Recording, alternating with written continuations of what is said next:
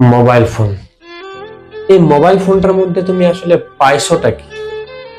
সারাদিন PUBG, free fire, Facebook scrolling, ইউটিউবে video দেখা, মেসেঞ্জারে চ্যাটিং করা, বিভিন্নভাবে তুমি তোমার সময়টাকে নষ্ট করতেছো। এর কি তোমার কাজটা কি হচ্ছে আসলে?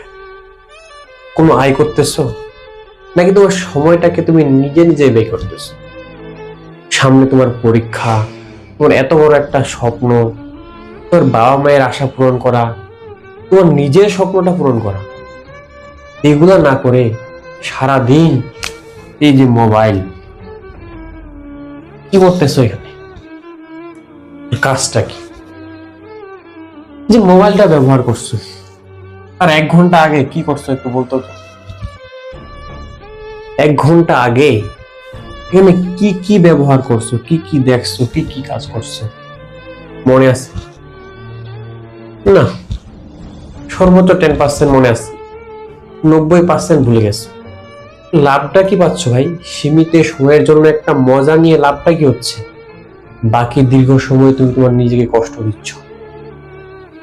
একটু দেখো না নিজের বাবা মায়ের প্রতি, নিজের প্রতি একটু ভাবো। এই সময়টা যদি একটু বইটা দেখতা, নিজের পড়াশোনাটা দেখতা, কেরিয়ার নিয়ে একটু ভাবতা। কি করতেছো ভাই? মোবাইলটা সারাদিন সারাদিন ব্যয় করতেছো। অনলাইনে ক্লাসগুলো দেখো, যেগুলো তোমার দরকার এগুলো দেখো। তুমি যে অন্যজনের মেসেজের অপেক্ষায় থাকো, তোমার মেসেজের অপেক্ষায় কয়টা মানুষ থাকে ভাই? সারাদিন অন্যের মেসেজের অপেক্ষায় থাকো, তোমার মেসেজের অপেক্ষায় থাকে কয়জন? যেদিন ভালো কিছু করতে পারবা না, যে মানুষগুলোর জন্য মেসেজের অপেক্ষায় থাকতেছো, থাকবে না মানুষগুলো আশেপাশে, সবাই দূরে চলে যাবে। এই যে মোবাইল নামক শব্দটা, জিনিসটা ধ্বংস করে দিচ্ছে।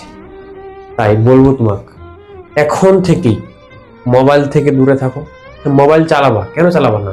মোবাইল একটা আধুনিকতার একটা টেকনোলজি, মোবাইলটা ব্যবহার করবা, এটাকে তুমি সময়ের মধ্যে ব্যবহার করবা। তোর প্রধান কাজ কি? লেখাপড়া করা। আগে লেখাপড়া, তারপরে কি? ঘুম, তারপর হচ্ছে ইবাদত করা, তারপরে কি হচ্ছে? মোবাইল ব্যবহার করবা। তাহলে ফার্স্ট অফ অল তুমি ইবাদত করবা, আগে লেখাপড়া করবা, বাবা মায়েকে দেখাশোনা করবা, ঘুমাবা, তারপর মোবাইলটা ব্যবহার করবা, আড্ডা দিবা, ঘোরাঘুরি করবা। হ্যাঁ, এগুলো তো লাগবেই, কিন্তু প্রধান কাজটা কি? ইবাদত করা, লেখাপড়া করা। এই দুইটা জিনিস যদি ঠিক রাখো, সব কিছু ঠিক হচ্ছে। তুমি তোমার 1 ঘন্টা আগে কিছু ইতিহাস বলতে পারতেছো না, তাহলে তুমি তোমার বাকি জীবনটার ইতিহাসটা কিভাবে করবা, কিভাবে গড়ে তুলবা ভাই?